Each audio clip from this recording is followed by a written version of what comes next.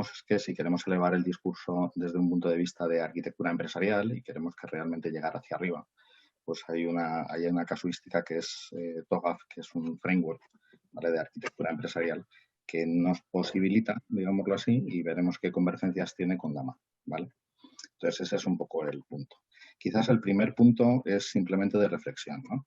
Nos plantearíamos construir algo como una silla, una casa, un coche, un ascensor o un sistema de información sin una descripción formal, sin planos detallados, sin perfiles adecuados, sin una planificación, sin un gobierno, ¿no? Bueno, no nos lo deberíamos de plantear, ¿no? Pero históricamente ha sido un poco la evolución que han tenido muchos sistemas de información y es, se han buscado los requerimientos y se han satisfecho los requerimientos, pero sin buscar nada de referencia, ¿no? Sin hacer las cosas de una única vez y de forma estandarizada. Entonces, ahí es donde entramos con DAMA y donde entramos con frameworks, ¿vale? Frameworks de arquitectura. Desde un punto de vista de proceso de concebir, expresar, documentar, comunicar, certificar la implementación y, importantísimo, mantener y mejorar a través de todo el ciclo de vida del elemento construido, ¿no? Este es el concepto importante de la arquitectura y es que no solo diseñamos, sino que diseñamos, mantenemos y mejoramos a través del ciclo. Eso quiere decir que tenemos que estar incorporados el concepto de arquitecto del dato o arquitectura de forma amplia, tiene que estar incorporado en todo el ciclo de vida. No es un tema de diseño y me voy, o cedo unas pautas de mantenimiento y me voy. No, cedo unas pautas de mantenimiento, diseño de estandarización y me quedo ahí para supervisar que se cumplen, ¿no? Y por lo menos reviso que aquello está funcionando de forma correcta. Os decía que estaba muy apalancado DAMA históricamente desde su release 1 en Zachman, en el framework de Zachman, ¿no? En cambio, existen otros donde apalancarnos, ¿vale? Y uno de ellos, el que en la versión 2 ya lo maneja explícitamente DAMA, es la ISO, ¿vale?, la 42010, que define los requisitos que deben cumplir las descripciones que se hagan de arquitecturas empresariales de sistemas web, ¿vale? Ahí entramos y entramos con los datos, ¿vale? Y entramos con datos de pleno. Entonces, Zachman es un modelo en el que, bueno, pues muestra distinta información, ¿vale? Pero la información que muestra Zachman es qué modelos deben de existir. O sea, no da una pauta, simplemente dice qué, cómo, dónde, cuándo y por qué se tienen que hacer las cosas, ¿vale? Y sobre todo en elementos de comunicación entre stakeholders. Y todo eso que implica a nivel de transformaciones o de procesos, ¿no? Desde un punto de vista de identificación, definición, representación y demás. En cambio, lo que sí vemos es que desde un punto de vista de TOGAF te da unas directrices arquitectónicas, ¿vale?, para asegurar ese desarrollo armónico, que es a lo que ellos llaman esa comunicación entre stakeholders, pero luego te da herramientas, ¿vale?, para inferir en que se definan los procesos de negocio y de ahí baje hasta nivel de dato, ¿vale? De tal manera que la definición parte de negocio, continúa con datos, curiosamente, no con sistemas, no con aplicaciones, continúa con datos, continúa luego con toda la parte de aplicaciones y luego con la tecnología subyacente de esas aplicaciones, ¿vale? Entonces, lo que hemos visto es que TOGAF desde un punto de vista metodológico, pues es el más utilizado a nivel mundial, ¿vale?, como Enterprise Architecture. Quizás una nota simplemente, más del 60% del Fortune 500, por ejemplo, reconocen que tienen esto como marco de referencia de arquitectura empresarial. Al estar basado en procesos de negocio y muy liderado desde la capa alta de la dirección, lo que busca esa dirección sobre todo es eficiencia, ¿vale?, eficiencia empresarial. Por lo tanto, te permite conocer los procesos, ayudar a utilizar esos recursos de forma más eficiente y lograr ese retorno de la inversión que todos buscan, ¿no? Y luego, considera muchos de los ámbitos de DAMA dentro de un modelo más global y más empresarial, ¿vale? Y sobre todo nos dota de palancas para que se consideren los datos como un activo empresarial, ¿vale? Entonces, hay determinadas pautas de arquitectura que, bueno, pues TOGAF nos hace ese alineamiento, ¿vale? Desde un punto de vista y solo un framework, para que veáis un poco TOGAF desde un punto de vista de framework, si os fijáis, arquitectura aparece por todos lados, ¿vale? desde el concepto de negocio, desde el concepto más estratégico de principios, visión y requisitos, desde el concepto de data, ¿vale? Y de tecnología y arquitectura. Por lo tanto, digamos así, tiene mucho roce con la arquitectura del dato, ¿vale?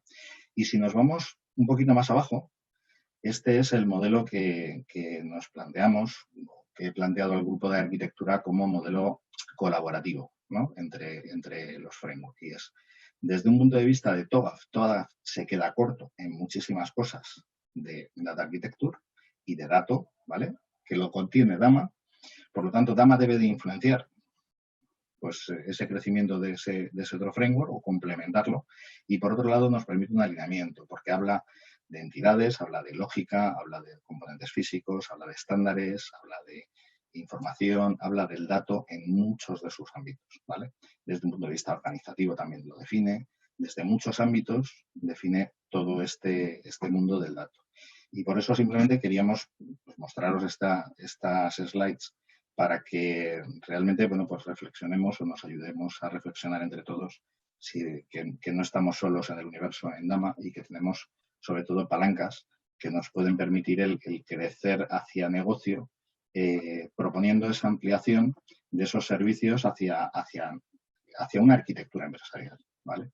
Cuando vamos a hablar con negocio muchas veces no sabemos, vamos con los datos y yo creo que tenemos que elevar un poquito el discurso. Ha surgido antes en la conversación con Eva del Santander o con Merche que realmente esa concienciación, esa divulgación, esa forma de hacer, pues tienes que propiciarla.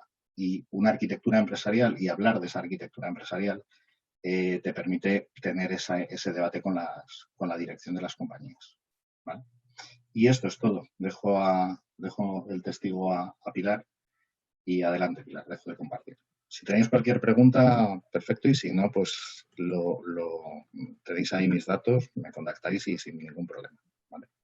Estupendo, José, gracias. Y además el tiempo a disposición que teníamos era poco, pero quería anunciar que vamos a tener un Dama WebWorks completamente dedicado a la arquitectura y que se anunciará en los próximos, donde bueno, vamos a poder ampliar estos conceptos. Y paso el testigo a Pilar.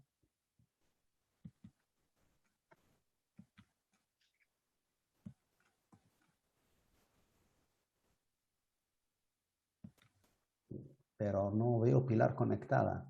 Sí, ¿no? Ah, vale. Muy bien. Perfecto. Vale, ¿me veis ahora y veis la presentación? De momento veo la pantalla negra. ¿Qué me dices? Si le he dado Sí. a compartir. Espera un momento. Pero no sé si lo demás, igual lo demás, no sé. ¿Estoy compartiendo? De momento yo veo la pantalla negra, pero te digo, no sé si soy yo o... Ya, espera, que no lo sabía hacer bien, perdona. Ah, ahora sí, ahora vemos la pantalla. ¿Vale? Estupendo, Pilar, adelante. Bueno, yo quería un poco aterrizar un poco más el papel del arquitecto y lo quería hacer con un caso específico que es la elección de los gestores de bases de datos. Sabéis que actualmente hay muchísimos tipos de gestores de bases de datos, pero aunque todos son gestores de bases de datos, en realidad no hacen lo mismo. Entonces quería señalar lo que realmente es el trabajo de un arquitecto cuando tiene que elegir un gestor de base de datos. No es cuestión de decir yo quiero Oracle, yo quiero DB2, yo quiero MongoDB o yo quiero Hadoop, ¿vale? De lo que se trata el arquitecto es de crear una arquitectura y dentro de esa arquitectura expresar cada uno de los componentes qué requerimientos ha de tener para poder entrar en la arquitectura. Entonces, para elegir un gestor de base de datos, la verdad es que hay que mirar muchos aspectos, pero uno de los más importantes es saber qué nivel de servicio va a dar ese gestor de base de datos. Lo que os comentaba, los gestores de bases de datos hay muchos y actualmente han proliferado bastante y sobre todo con el tema del open source y demás, pero no todos hacen lo mismo. Y es muy importante que el arquitecto, cuando haga una arquitectura, sepa expresar dentro de esa arquitectura los componentes y los requerimientos que tiene ese componente. Uno de los componentes más importantes es el gestor de base de datos, y para el gestor de base de datos uno de los componentes más importantes es saber el nivel de servicio que quiere dar. Desde luego hay otros más, os he puesto ahí algunos, no es exhaustivo ni pretende ser exhaustiva esa lista, pero luego tendrá que ver cómo se integra con el resto de los componentes y con los requerimientos del resto de los componentes de la arquitectura, en qué plataforma queremos ejecutar, si desde arriba nos viene que tiene que ser en cloud, pues después para elegir tendremos que tener en cuenta esto. Luego otras capacidades y facilidades que puede dar un gestor que no son tan propias de un gestor de base de datos, pero que algunos gestores nos dan. Si vamos a utilizar código abierto o no queremos, ¿vale? Y luego también si queremos que sea software libre o estamos un poco mediatizados por el precio o por lo que podamos gastar. Bueno, es una lista que no es exhaustiva, pero yo me voy a fijar en el nivel de servicio, porque creo que ahí se refleja muy bien lo que debe hacer el arquitecto antes de poder decidir que va a utilizar un gestor de base de datos. ¿Vale? Entonces, lo primero que se tiene que preguntar el arquitecto es: ¿voy a querer actualizar o voy a querer consultar en ese gestor de base de datos? Por desgracia, los gestores de bases de datos, y aunque estamos ya caminando y siempre en nuestra visión ha estado poder tener un gestor de base de datos que nos sirviera para todo, la verdad es que desgraciadamente esto todavía no es posible. No hay un gestor de base de datos que lo haga todo y lo haga todo bien con todos los niveles de servicio que se pueden dar, ¿vale?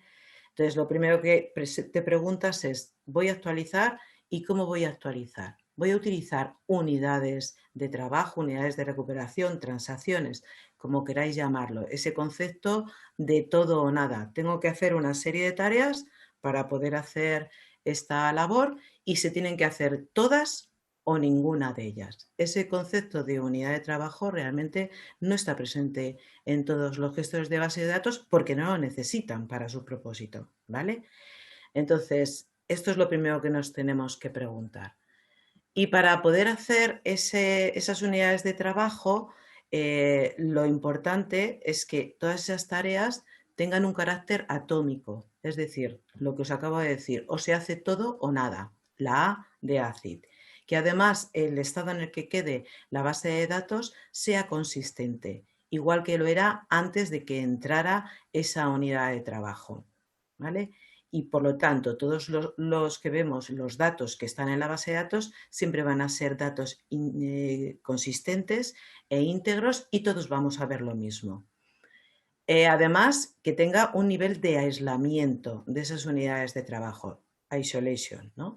Es decir, que lo que está haciendo en un momento dado una unidad de trabajo, si hay 1000 unidades de trabajo ejecutándose en ese mismo momento, ninguna impacta en lo que está haciendo la otra.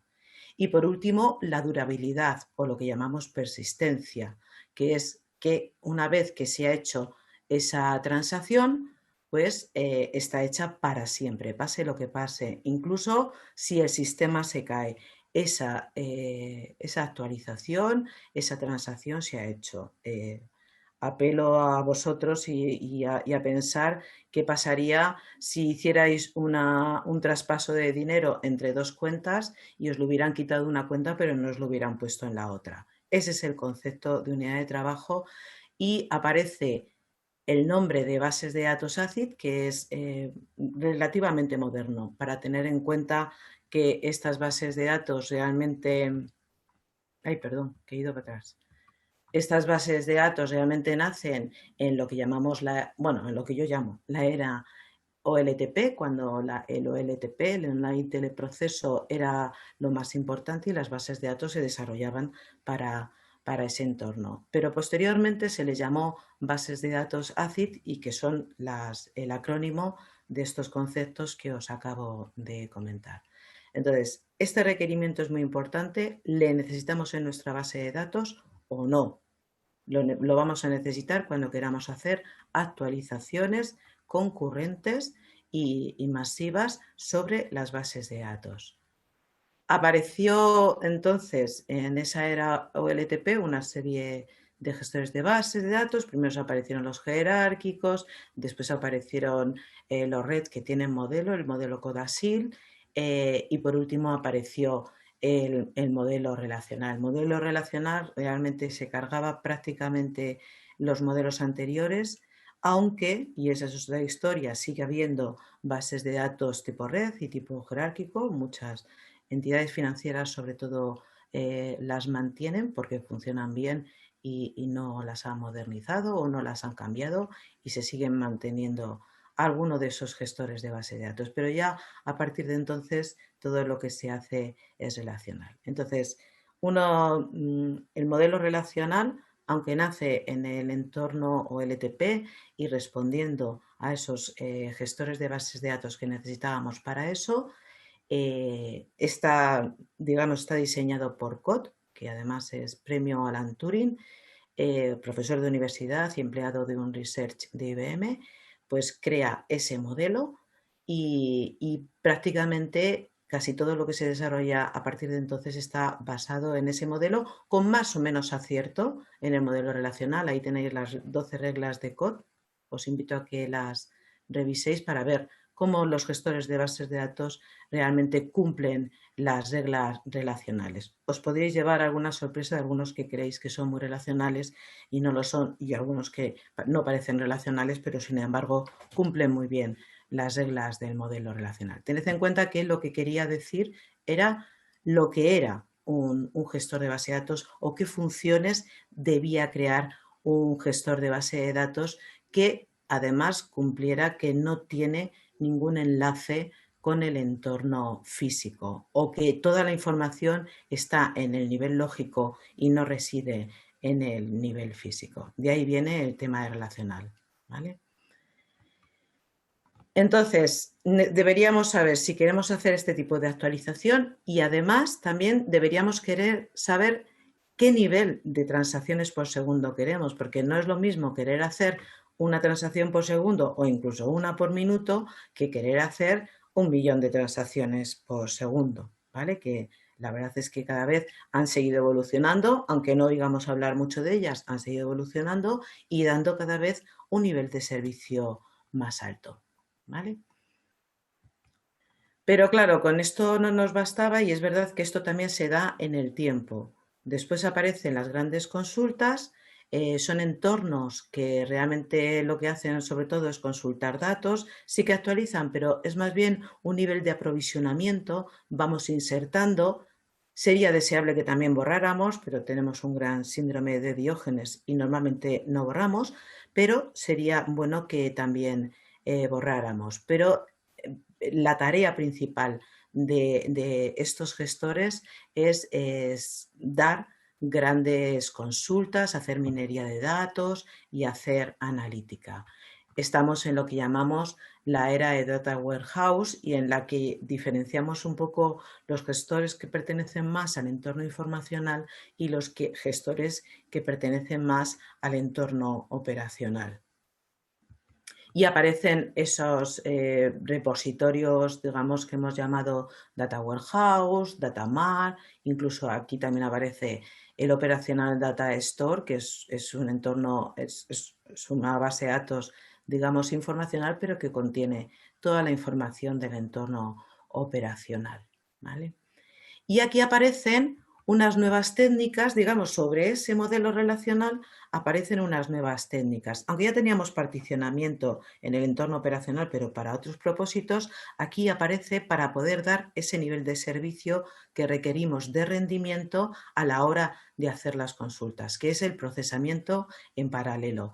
También aparecen bases de datos que son multidimensionales y que nos crean cubos, nos crean estructuras prehechas para poder hacer unas consultas más rápidas, y también aparece una tecnología que ha sido después muy importante, que es la columnar y que afecta más a la manera en que se almacenan los datos. Es decir, tú puedes ser relacional y de hecho eres relacional y sin embargo estás almacenando los datos de manera columnar. La verdad es que esto es, o sea, está muy de acuerdo con el modelo relacional, ¿vale?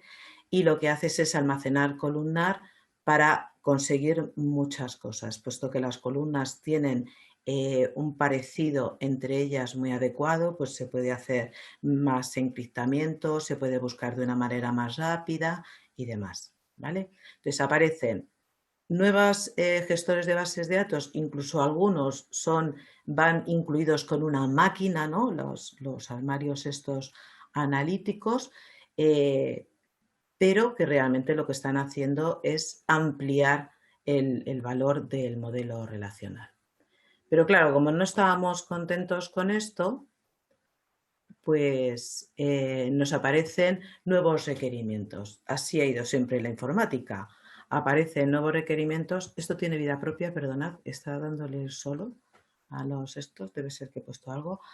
Vale, y aparecen nuevas fuentes que nos van a provisionar de datos. Ya no solo tenemos los datos que nos venían del entorno operacional, sino que aparecen datos que nos vienen del entorno de fuera, nuevas fuentes como puedan ser contadores, sensores, las páginas web, información que hay en la web que podemos recopilar, incluso muy importante los sistemas de engagement, es decir, las aplicaciones que tienen los clientes en sus móviles y que pueden transmitirnos información al sistema como forma de cookies o como forma de log.